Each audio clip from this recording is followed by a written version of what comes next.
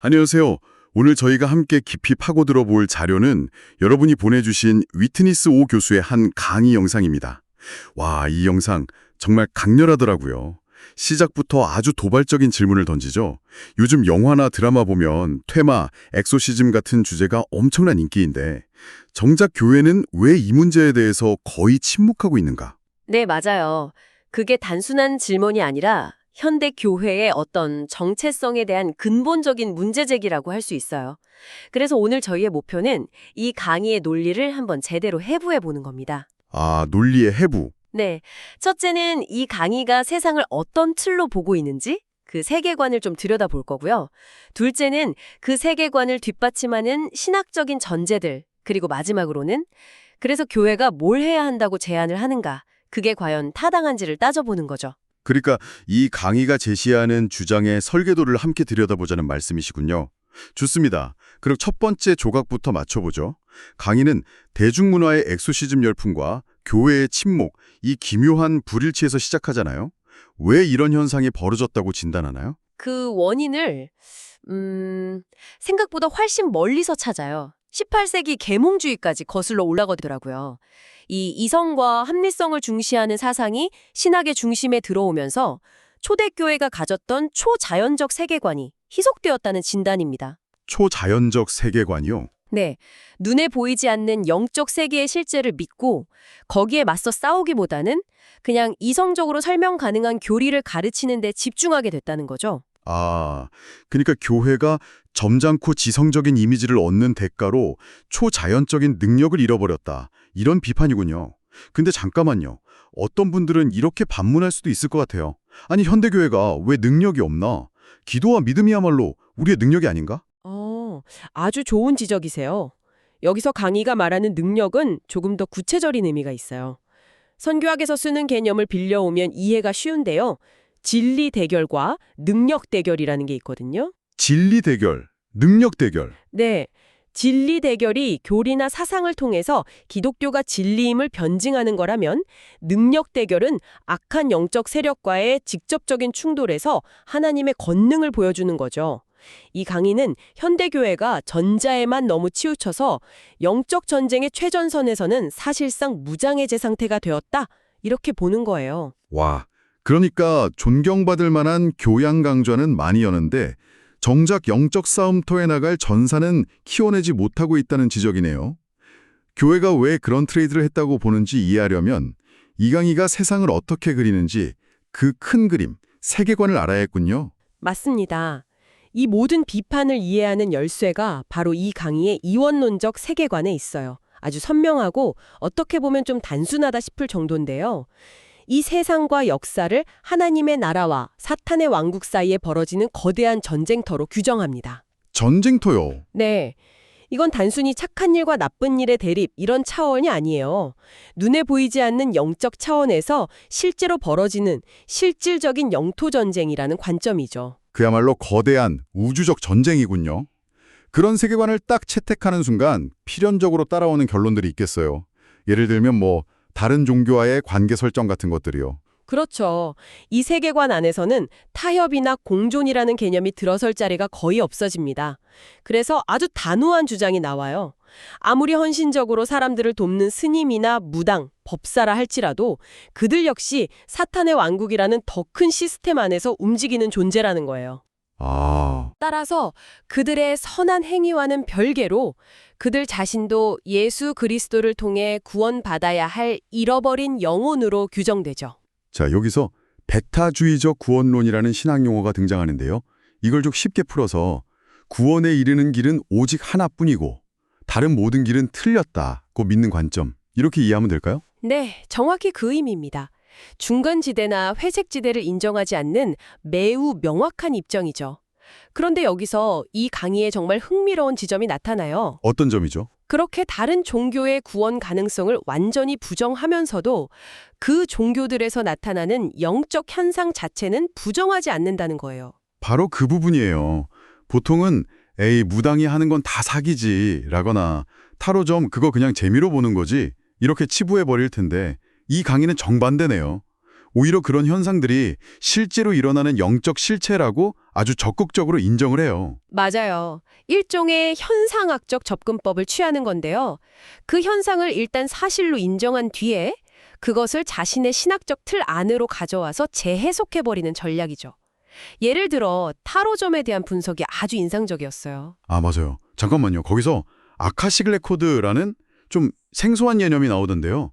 SF 영화에나 나올 법한 단어인데 강의에서는 이걸 뭐라고 설명하나요? 좋은 질문입니다. 아카식 레코드를 일종의 우주적 도서관 혹은 모든 정보가 저장된 영적 인터넷 같은 개념으로 설명해요. 영적 인터넷이요? 네. 점술가들이 타로 카드를 사용하는 건 이 영적 데이터베이스에 접속하기 위한 키보드나 마우스 같은 도구에 불과하다는 거죠. 그리고 이 강의의 관점에서 그 데이터베이스의 서버 관리자는 바로 악한 영적 존재들이고요. 과격한 해석인데 그렇다면 사람들이 왜 자꾸 그런 악성 서버에 접속하려고 한다고 보나요? 그 근본적인 원인에 대한 설명도 있겠죠. 물론이죠. 신학 인류학적인 설명으로 넘어가는데요. 그 원인을 하나님을 떠난 인간의 원초적 불안감에서 찾습니다. 하나님이 계셔야 할 마음속 공간이 텅 비어버리니까 그 허전함을 채우려고 뭐든 붙잡으려 한다는 거예요. 돈, 쾌락, 권력, 철학 이런 걸로 채워보지만 갈증은 해소되지 않죠. 이때 예레미야서의 터진 웅덩이 비유를 인용해요. 생수의 근원을 버리고 스스로 웅덩이를 파봤자 물이 고이지 않는다는 거죠. 결국 하나님으로 채워지지 않은 그 텅 빈 공간이 악한 영들이 들어와 자리 잡는 완벽한 표적이 된다. 이런 논리군요. 다른 종교의 영성을 인정하긴 하지만 그 방향성이 잘못되었기 때문에 결국 사탄의 영향력 아래 놓일 수밖에 없다고 보는 거고요. 바로 그거예요. 현상은 인정하되 그 가치와 근원은 완전히 자신들의 신학으로 재편성하는 거죠. 자, 그럼 이제 그 사탄의 영향력이 구체적으로 어떻게 나타나는지, 즉 악령론의 문제로 넘어가 볼까요? 이 지점에서 강의는 한국의 무속신앙을 정면으로 겨냥합니다. 네. 무속에서는 보통 귀신을 죽은 사람의 원한 맺힌 영혼, 그러니까 원혼으로 이해하잖아요. 그런데 이 강의는 그게 바로 사탄의 가장 교묘한 거짓말이라고 딱 잘라 말하죠. 맞아요.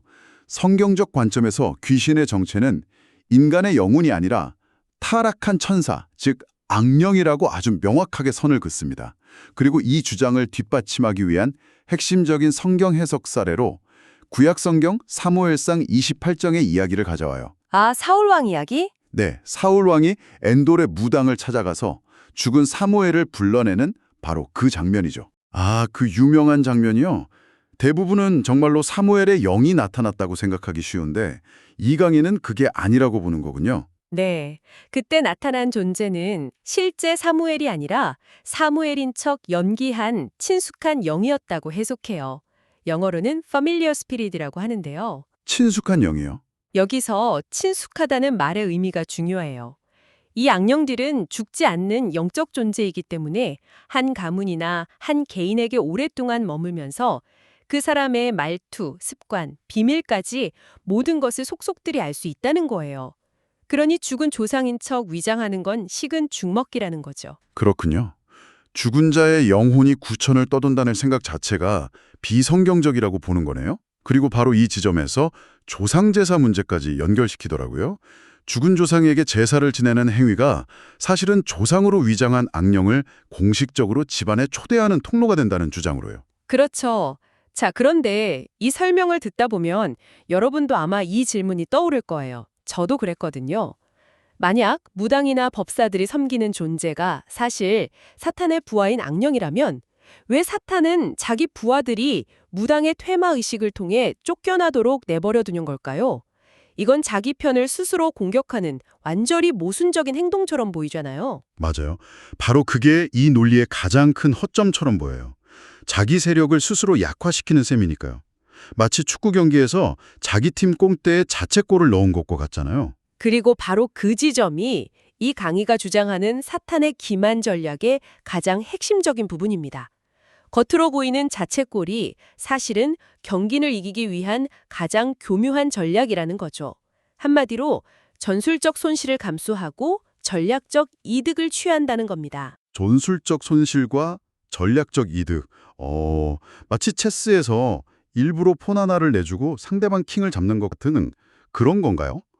여기서 사탄이 얻으려는 더 큰 전략적 이득이라는 게 대체 뭔가요? 정확한 비유입니다. 이 강의는 그 궁극적인 목표를 세 가지로 분석해요. 첫째, 퇴마가 성공하는 것을 보여줌으로써 사람들로 하여금 귀신은 정말 죽은 사람의 영혼이 맞구나. 그리고 저 무당은 진짜 능력이 있구나. 라고 믿게 만들어요. 성경적 세계관이 아닌 왜곡된 세계관을 사람들의 머릿속에 아주 단단히 심어주는 거죠. 아하, 한 사람에게서 귀신이 떠나가는 작은 사건을 통해서 귀신은 원혼이다라는 거대한 믿음을 지켜내는 거군요. 바로 그거예요. 둘째는 그 믿음을 바탕으로 사람들이 조상 제사 같은 행위를 계속하게 만드는 겁니다. 통로를 열어두게끔. 네, 악령이 그 가문에 합법적으로 드나들 수 있는 공식적인 문을 계속 열어두게 하는 거죠. 그리고 이 모든 것을 통해 달성하려는 가장 결정적이고 궁극적인 목표가 세 번째예요. 바로 사람들이 구원을 얻는 유일한 길이라고 말하는 예수 그리스도를 절대로 만나지 못하게 막는 겁니다. 와, 정말 교묘하네요. 그러니까 무당의 퇴마 행위는 당장 한 사람의 고통을 덜어주는 것처럼 보이지만 더 큰 그림에서는 그 사람과 그 주변 사람들 전체를 사탄의 세계관이라는 거대한 그물 안에 가둬두는 역할을 한다는 거군요. 네, 한 영혼에게 잠시 평안을 주는 대가로 그 영혼이 영원한 구원에 이르지 못하게 막는다는 전략이죠. 그래서 이 강의는 무당들 자신조차도 사탄의 기만에 속고 있는 피해자이며 그들 역시 구원의 대상이라고 말하는 거예요. 그들은 어둠 속에서 사람들을 돕고 있다고 믿지만 실상은 그들과 함께 더 깊은 어둠으로 끌고 가고 있다는 그 비극을 깨닫지 못한다는 거죠. 이렇게 강력한 진단과 분석을 듣고 나니 자연스럽게 그럼 교회는 뭘 해야 하는가라는 질문으로 이어지네요. 강의는 다시 현대교회의 현실 비판으로 돌아오죠. 맞아요. 교회가 제자 훈련, 성경 공부, 내적 치유, 심지어 인문학 강좌까지 수많은 프로그램을 운영하지만 정작 이런 영적 전쟁의 실체와 축사 사역에 대해서는 아무것도 가르치지 않는 현실을 아주 날카롭게 꼬집어요.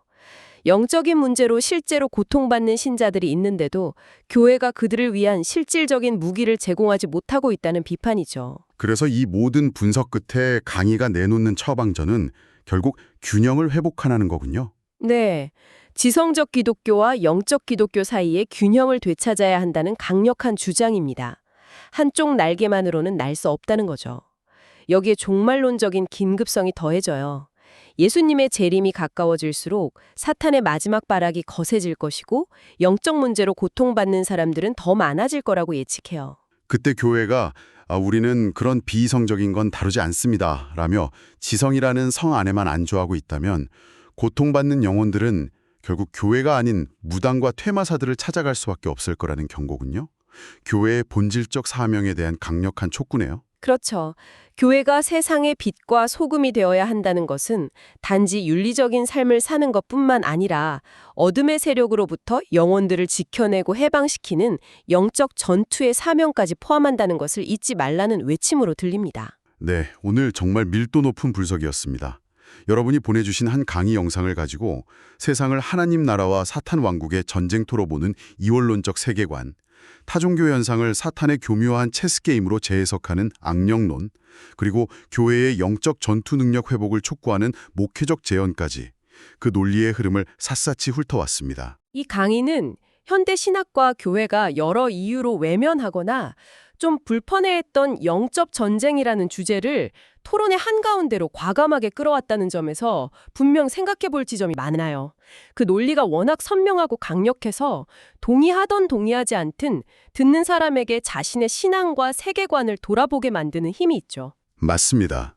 그래서 이 모든 논의 끝에 이 자료가 궁극적으로 여러분께 던지는 질문은 이것일 겁니다. 오늘날처럼 과학적 사고와 합리성이 중요한 가치가 된 세상 속에서 여러분이 믿는 경전이 분명히 증언하는 초자연적인 세계와 영적 대결의 문제, 이것을 어떻게 신학적으로 정립하고 또 목회 현장에서 왜곡하거나 남용하지 않으면서 책임감 있게 다룰 수 있을까요?